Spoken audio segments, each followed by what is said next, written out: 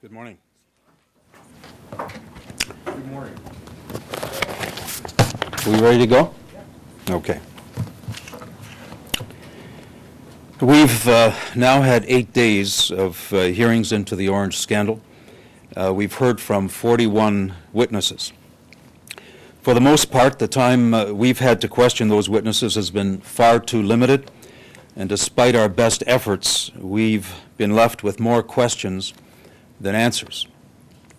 We're grateful to those witnesses who came to tell the truth about what went wrong at Ornge and to give us their best advice on how confidence can be restored in our air ambulance system. We've been appalled, however, that even under oath, some of those witnesses have insisted on defending what really is the indefensible and have attempted to justify their irresponsible decisions and actions. Some of those decisions resulted in the waste of scarce healthcare dollars, but even more offensive are the decisions and the actions that put patients at risk and, based on the document that I'm sharing with you today, resulted in patient deaths. As the hearings into the Ornge air ambulance scandal progressed, frontline staff at Ornge and the Ministry of Health became more and more frustrated with the posturing of the McGuinty government. They saw that rather than respect the will of the legislature and join with the opposition parties to strike a select committee with the terms of reference that would allow a full investigation of the Ornge air ambulance scandal, the McGuinty government refused. Rather than agree to support the motion of the Public Accounts Committee to broaden the terms of that committee to ensure that we could get to the bottom of this and allow for more flexibility to call and examine witnesses, the McGuinty government again refused. The McGuinty government refused requests of the committee to allow the hearings into the Ornge air ambulance scandal to continue through the legislature's break weeks. The Premier has refused to answer questions in the House about what he knew, what his staff knew, and about his role in approving the scheme that allowed this scandal to take place under his watch. This was despite, as we've learned in the last week, the advice of senior civil servants who had serious concerns about the proposal that was put forward to Cabinet. That's why I filed a motion this week to call on the Premier himself as a witness to the Public Accounts Committee. The Minister herself has repeatedly changed her story about what she knew and when, and why she was, according to her, powerless to intervene. Every one of her excuses have been proven to be baseless through the testimony of witnesses to the committee. Legal advisors who acted for Ornge and senior executives who worked for Ornge have all confirmed that the Minister had the authority to intervene and that her ministry had not only the authority, but the responsibility to oversee and to hold Ornge accountable. As frontline staff at Ornge and in the Ministry of Health have watched this government make excuses, they've become more and more frustrated, and as some have expressed to me, their frustration has turned to anger. The only recourse they have is to provide us with documents that they hope will expose the truth, and they do so at some risk. The document entitled Investigations Concerning Air Ambulance and Related Services, and noted as confidential for Cabinet purposes, is one of those documents. It documents 27 cases involving Ornge as the primary subject that were reported to the Emergency Health Services branch of the Ministry of Health. And it references an additional 10 cases in which Ornge was noted as a secondary party. Those 27 cases were throughout the year 2011. What is shocking about this document is that along with those cases, an additional 40 cases were noted from January of this year to May, as recently as last week. I can tell you that when I first read through this document, I was gripped with the life and death issues that each and every one of the 42 pages register. Incident after incident, in which a paramedic was forced to deny a patient in critical condition the hope of being airlifted to a hospital because he would not be able to perform CPR in the AW-139 helicopter. And the result was that the patient died en route in a land ambulance or was declared on arrival at the hospital. More incidents in which the paramedic team was understaffed and was not able to provide the proper level of care. I want to quote from page 18 of the document that you have, just one of those incidents. Patient in respiratory distress could not be transported by air, as Ornge's new helicopter interior design cannot allow for care to patients in respiratory distress. Patient cannot sit up during flight. On page 19, one of those incidents, I quote, upon arrival at scene of a motorcycle accident, the single primary care paramedic on board the helicopter informed local land EMS that due to the interior design of the Ornge helicopter, he would be unable to perform CPR on the patient. The patient was transported by land ambulance and died en route. From page 24, I quote, Ornge failed to launch for an on-scene response to a motor vehicle collision as Ornge Communication Center was waiting to see if the patient was hurt enough. The helicopter was never launched in response. One person deceased. From page 33, Ornge unable to respond to air ambulance request as no pilots were on duty. Page 34, claim of an inability to provide emergency air ambulance interfacility transport to London for critical child. Patient deceased. I encourage you to take the time to read the entire document and then ask yourself, given that these incidents were all reported to the ministry, where was the decisive action and the decisive steps that we've been repeatedly told the minister had taken? I remind you that 40 of these incidents have taken place and have been reported to the ministry since the minister began uttering those words in the legislature. The very fact that these incidents continue to take place proves the point that has been made by a number of witnesses to our committee, that this organization has never had the core competency to manage an air ambulance service. And it proves the point that we've been attempting to make, that the Minister of Health frankly lacks the competency to deal with this file, and that she is getting no closer to restoring confidence in our air ambulance service. What have we learned? That's the question. What have we learned, and how long will this government continue to put lives at risk? I'm pleased to take questions. What do you want to see stemming from this? If this kind of report is being presented to cabinet, and you know there is political there are political ramifications here for the government, who can we trust to get to the bottom of this? And let me throw it out: where's the coroner? One of my concerns, and you'll see the report, makes reference to next steps and makes reference to the fact that files have been closed. And there, to me, there is a shocking revelation here as well about the coroner's lack of involvement. I cannot understand how we have these occurrence details and that the coroner would not insert himself into virtually every one of these circumstances.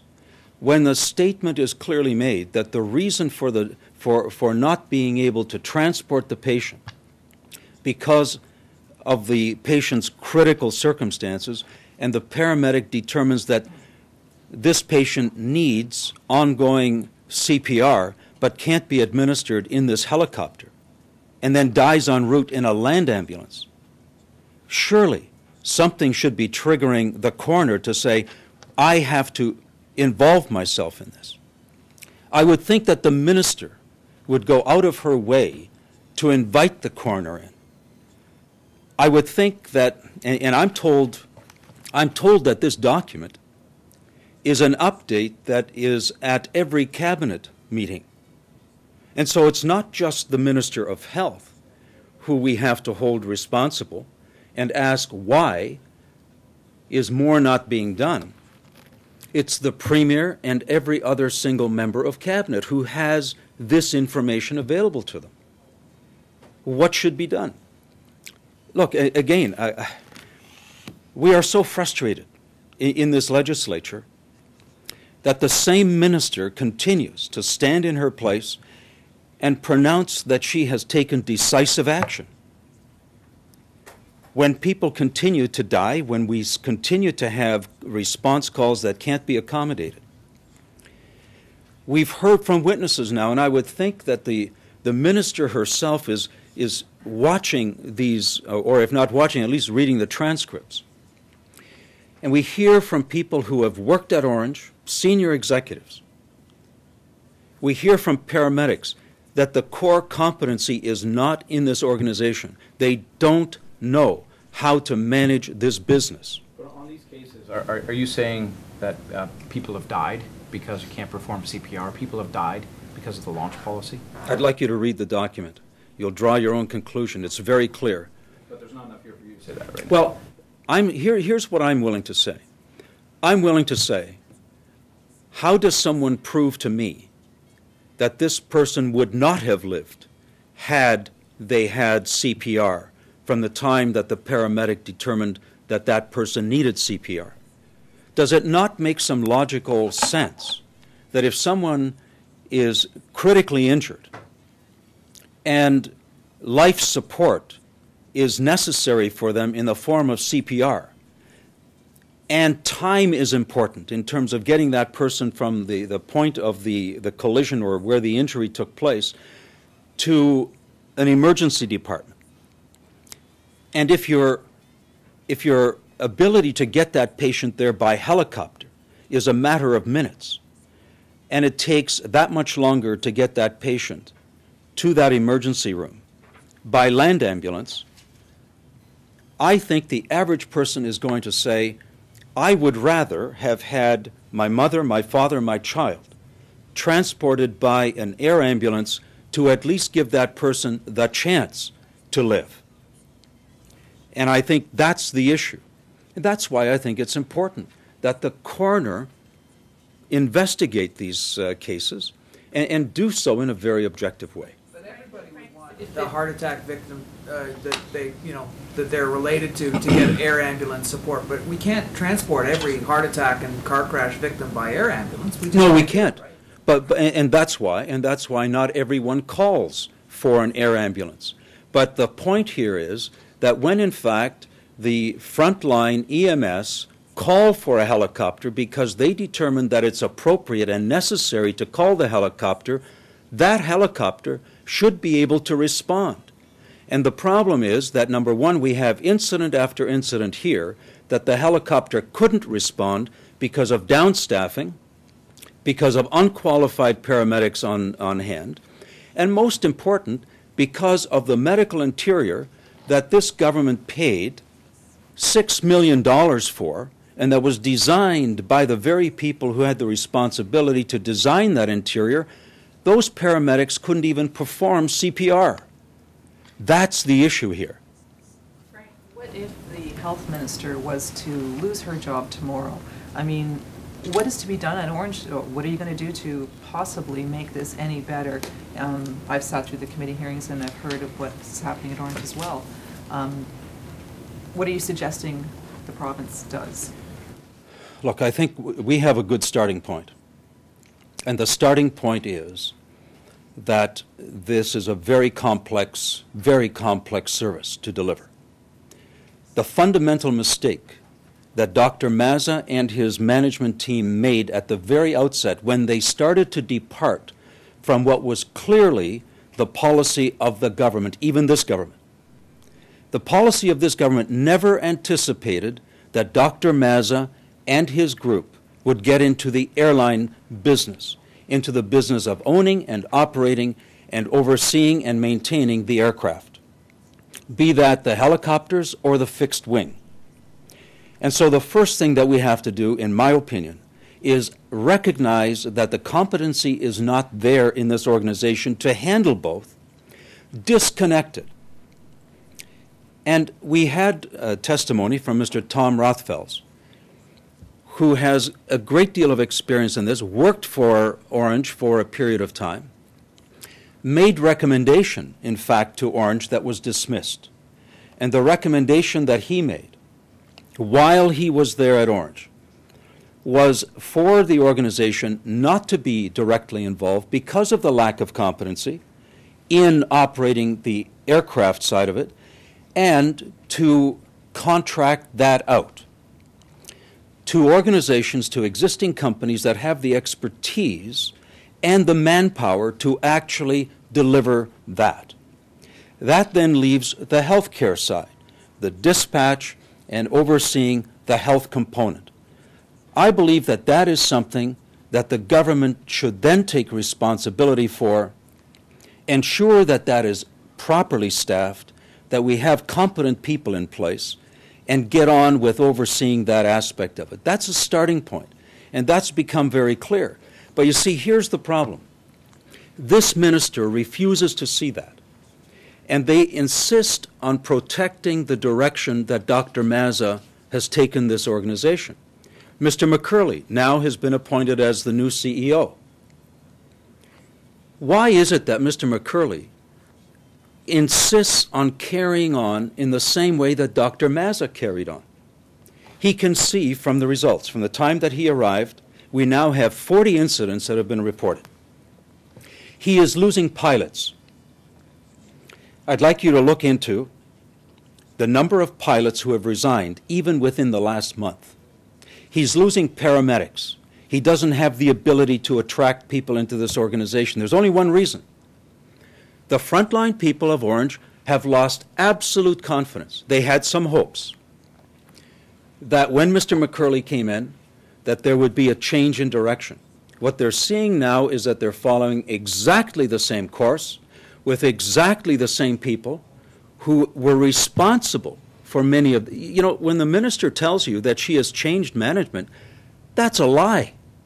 She has not. Even the people who she represented were fired. As we now know, continue to stay on contract at some $10,000 a month to provide their advice to the current people. Well, to your point, the minister continues to go down the same track as Dr. Mazza took this operation. We need to stop it in its tracks. We need not lose any continuity of service, but what we can do is ensure we begin to put in place the pieces that will restore confidence in this service. Do you know how many paramedics or other staff who deal directly with the patients and the pilots, how many have left Ornge in recent months, or can you give us an idea about how many have left? Let me put it this way. I don't have an exact number, and I'm certainly prepared to do some research for you on that. I received just within this last week notice that 2 very senior and experienced pilots resigned. When you already are short-staffed with competent pilots, that's a significant impact on your operation. Let me also make this point. The AW-139 is a complex piece of equipment, and not just any helicopter pilot can sit behind the controls of that aircraft. It takes time to train those pilots. To my knowledge, there has been no training taking place. Another dimension of this that hasn't been discussed is that as part of the deal that the government made with Ornge, they handed all training of paramedics over to Ornge. Ornge had the responsibility to upgrade the training and to develop paramedics for the province of Ontario. They have an exclusive monopoly on training those paramedics. Well, guess what? I was told that not one single critical care paramedic was trained under the Ornge organization. Not one graduated out of that so-called training program. They did some upgrading of existing paramedics, but it was a huge failure. So, to your point, this organization, first of all, has a serious current problem, and as long as there's no strong indication that there's a change of direction in this organization, they will not be able to hire new people. People are leaving. Pilots are leaving. Paramedics are leaving this organization. These are professionals. They take pride in what they do.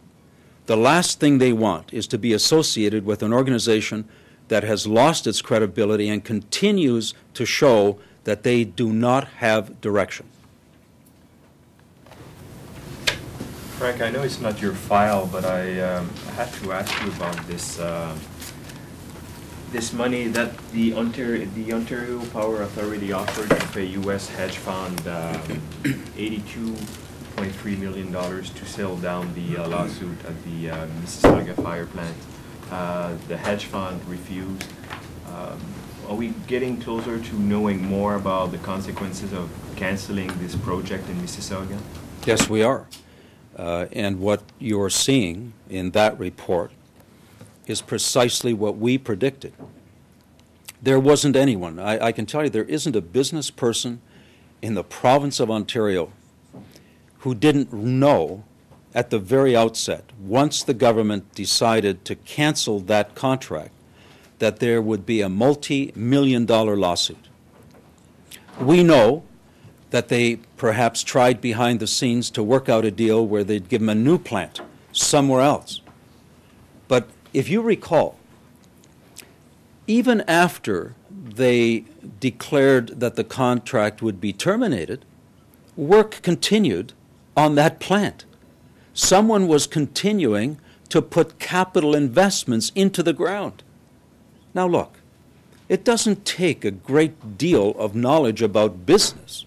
It takes no knowledge about the energy sector to say somebody is going to pay the price here. They made it through the election. I can tell you, we now know that that seat cost at least $82 million. Got any comments on GM closing its plant in Oshawa? You know, first of all,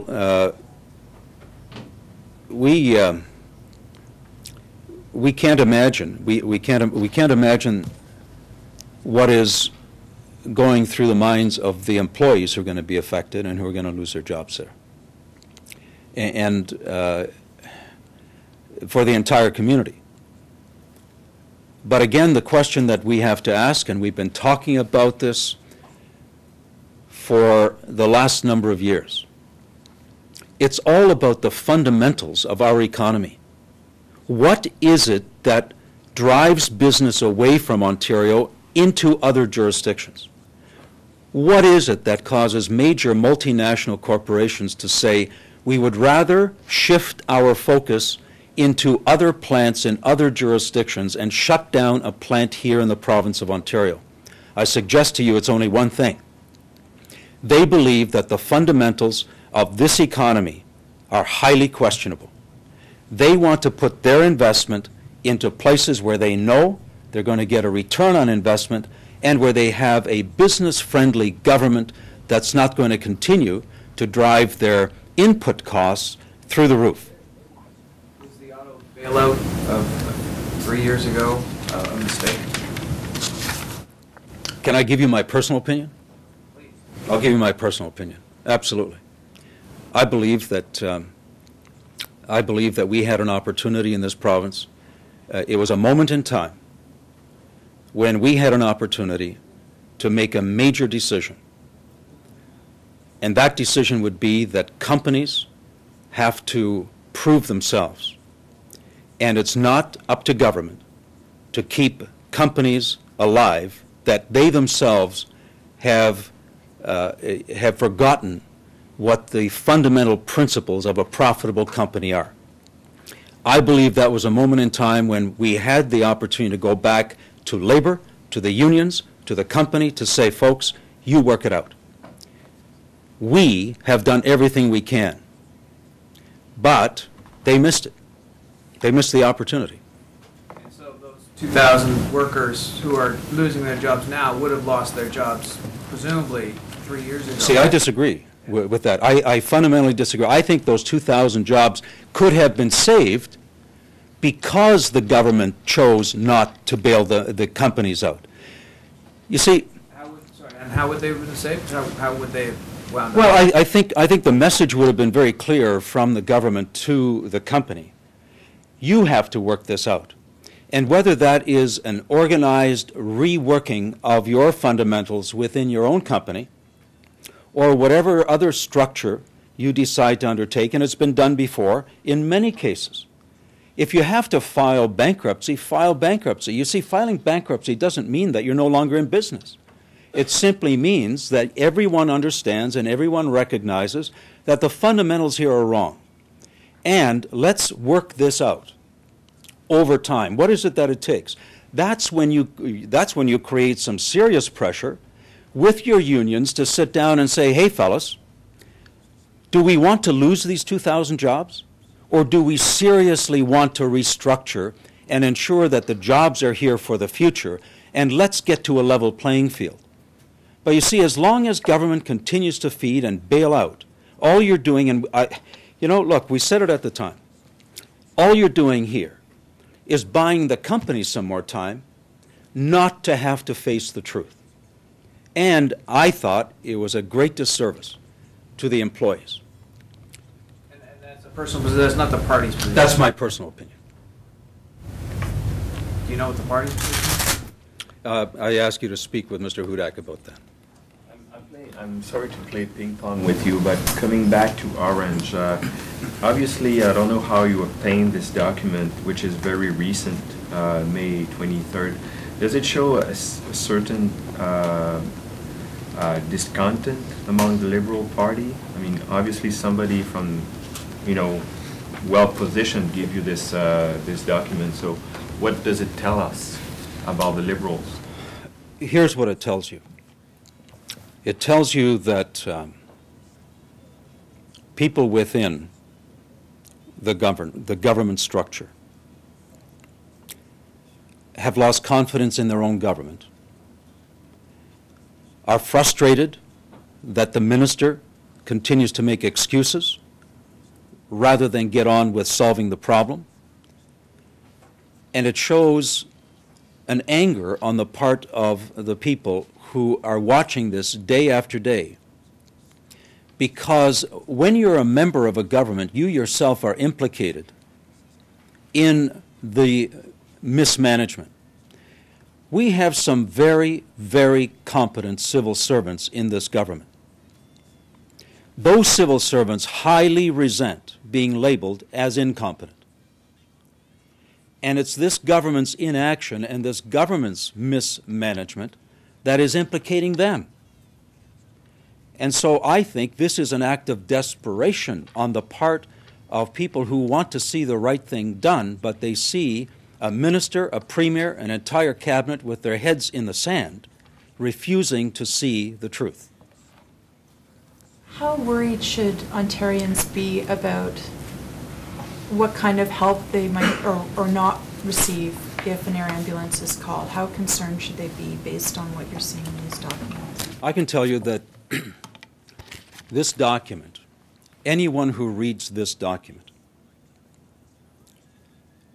is going to be concerned that when they need help, will it or will it not be there? That's why I'm bringing this to your attention. You're at a disadvantage. You haven't had a chance to read through this document. As I said before, I encourage you to do that, because as you read it, I'm sure your reaction is going to be the same as mine. And that's why I'm concerned, because either cabinet ministers haven't read the document that was in their docket of documents that they get every week, or they too have got their head in the sand here. There isn't anyone with any conscience sitting around that cabinet table who could walk out and feel good and comfortable about what was going on at Ornge. The government is ultimately responsible for these deaths? Yes, I do. And the reason I say that is because at the end of the day, there were people in charge who had oversight responsibilities who allowed this to continue. You know, I point you to this past week's committee hearing. Mr. Tom Lapine testified under oath that he first became aware of the faulty interior of the AW-139, which resulted in paramedics not being able to administer CPR appropriately. That was December of 2010. Look at the incidents in this document that took place following that. Anyone with any responsibility, any sense of responsibility, would have taken immediate steps to ensure that that issue is addressed. The fact is that it wasn't until a year later, until this issue was exposed in the media, that serious action started to be taken by the government, by Ornge, to ensure that at least they could accommodate CPR. And, you know, Mr. McCurley himself admits now that it's only a partial fix. If that is not being responsible for whether it is a death or whether it is simply being responsible for the appropriate and proper care not being administered, I don't know what is. Thanks, everybody. Thank you.